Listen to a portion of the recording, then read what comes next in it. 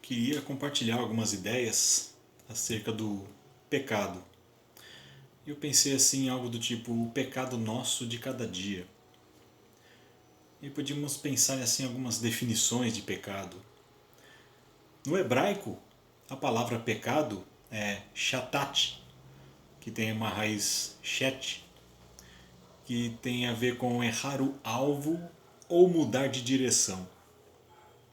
No grego, a palavra é amartia, ou hamartia com H, que significa sair da rota. O estudo do pecado vai se chamar amartiologia para os acadêmicos de plantão.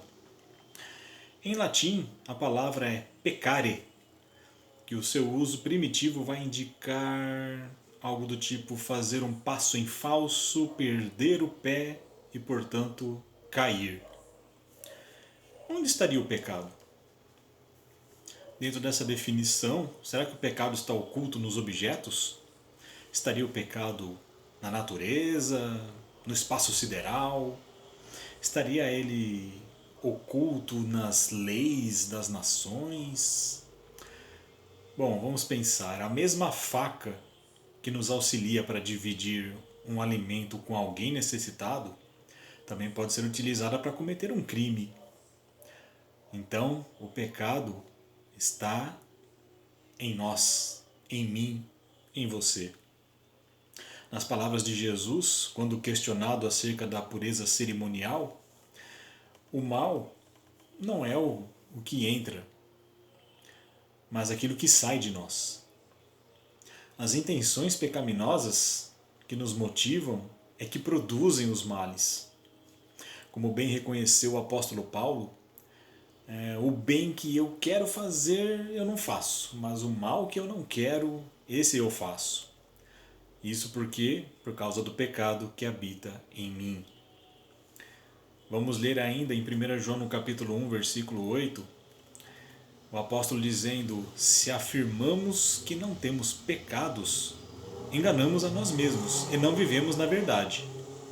Romanos 3:23 vai dizer: pois todos pecaram e não alcançam o padrão da glória de Deus. Romanos 7,14 vai falar que o problema está em mim, pois sou humano, escravo do pecado.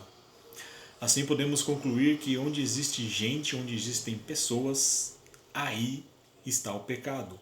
Aí há pecado. Se houver uma pessoa isolada numa ilha no meio do oceano, ali também haverá pecado.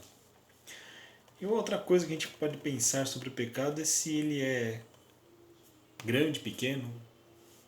Será que existe pecadinho, existe pecadão? Ou será que essa classificação é uma mera desculpa para relativizar os meus erros? É um tema que gera opiniões divergentes, diferentes. Tem gente que vai dizer que sim, tem gente que vai dizer que não.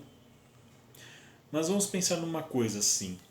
Considerando a definição de que o pecado é um desvio de alvo, é um vacilo ou uma queda, ou seja, é uma ação, me parece que mensurá-lo se torna algo difícil. Agora, pode-se medir a consequência desse ato, desta ação. Cada pecado vai trazer em si uma ou mais consequências, um ou mais desdobramentos.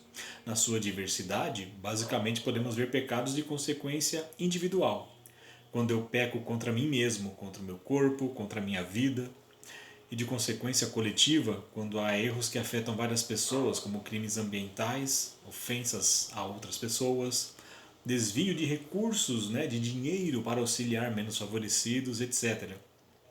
E tem outros tipos de pecados, quando ofendo alguém diretamente, seja ela uma pessoa física, seja na nossa relação com Deus, eu posso ofender a Deus e há uma ofensa que é imperdoável, que é o pecado contra o Espírito Santo, a blasfêmia contra o Espírito Santo.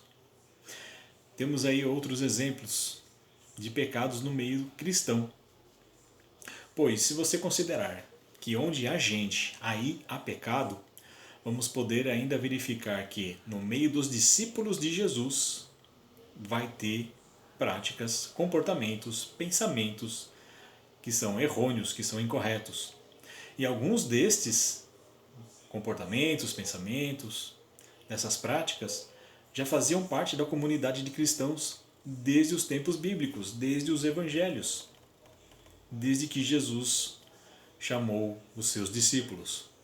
Você vai encontrar, por exemplo, incredulidade, desobediência, legalismo, tradicionalismo, ignorância com relação ao propósito de Deus, avareza, ideias incorretas acerca da doutrina, idolatria, orgulho, aí você vai encontrar orgulho religioso, partidário, que hoje nós poderíamos chamar de denominacional, orgulho teológico.